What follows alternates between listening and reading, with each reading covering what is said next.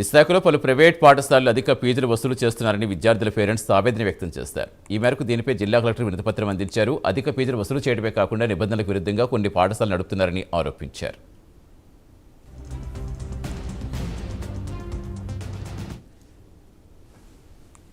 మా పాప ఆర్టీ స్టూడెంట్గా జాయిన్ అయింది సార్.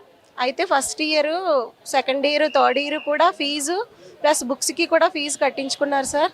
దానికోసం మళ్ళీ ఈ సంవత్సరం అయితే 10,000 మీరు కట్టాలి, లేదంటే బుక్స్ ఇవ్వమంటున్నారు సార్. మరి ఎలా చదువుకుంటారో తెలియడం లేదండి. పిల్లల భవిష్యత్తు ఏమవుతుందో మాకు చాలా ఆందోళనగా ఉంది. మరి ఈ సమస్యను మేము కలెక్టర్ ఆఫీస్ దగ్గర తీసుకొచ్చామండి. మరి మీరు కూడా గవర్నమెంట్ స్పందించాలని మేము కోరుకుంటున్నాం. అలాగే స్కూల్ యాజమాన్యం ఏం చెప్తుందంటే కొంతమందికి అమ్మక వందనం పడింది, కొంతమందికి పడలేదు.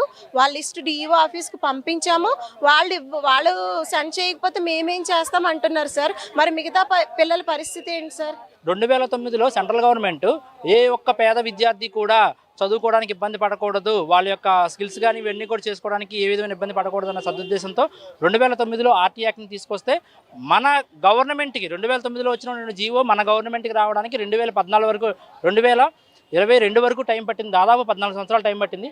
2022లో గవర్నమెంట్ సీట్ ఇచ్చిన తర్వాత కూడా ఆర్టీఈ పేరెంట్స్కి ఎవరైతే ఉన్నాయో వాళ్ళకి కావాల్సినటువంటి సీట్కి దీనికి సంబంధించినటువంటి మనీ విషయాలన్నీ కూడా గవర్నమెంట్ స్కూల్స్కి ఇచ్చేలాగా జీవోలో అయితే క్లియర్గా మెన్షన్ చేస్తుంది. 10,000 రూపాయలు ఫీజు కడితేనే అది మా సెంట్రల్ ఆఫీస్ ఏదైతే ఉందో మేము అదే చేస్తున్నాం. మా ఆఫీస్కి సంబంధించి మేము వాళ్ళు ఏదైతే వసూలు చేయమని చెప్తున్నారో మేమే చేస్తున్నాం. క్లియర్గా మా గుంటూరు ఆఫీస్ నుంచి ఇంట్రక్షన్స్ వచ్చినాయని చెప్పేసి ఎన్నో స్కూల్స్ ప్రిన్సిపల్స్కి ఫోన్ చేసి మాట్లాడడం జరిగింది. మాట్లాడితే వాళ్ళు చెప్తుంది ఒకటే అండి, మా సెంట్రల్ ఆఫీస్ నుంచి ఇన్స్ట్రక్షన్స్ వచ్చాయి, 9,000 తీసుకుంటేనే సీట్ ఇవ్వండి, లేదంటే 10,000 తీసుకుంటే సీట్ ఇవ్వండి, అలా కట్టకపోతే వాళ్ళ స్కూల్ నుంచి పంపించారని చెప్పి క్లియర్గా ప్రిన్సిపల్స్ చెప్పడం. దానికి సంబంధించినటువంటి ప్రూఫ్లన్నీ కూడా మా దగ్గర ఉన్నాయి. భాష్యం స్కూల్ అనేది మాత్రం క్లియర్గా తీసుకుంటున్నారండి. క్లియర్గా 10,000 ఇవ్వకపోతే ఇప్పుడు బుక్స్ ఇవ్వము, స్కూల్ నుంచి వెళ్ళిపోమని చెప్తే మేము ఇక్కడికి వచ్చి కంప్లైంట్ చేయడం జరిగింది సార్.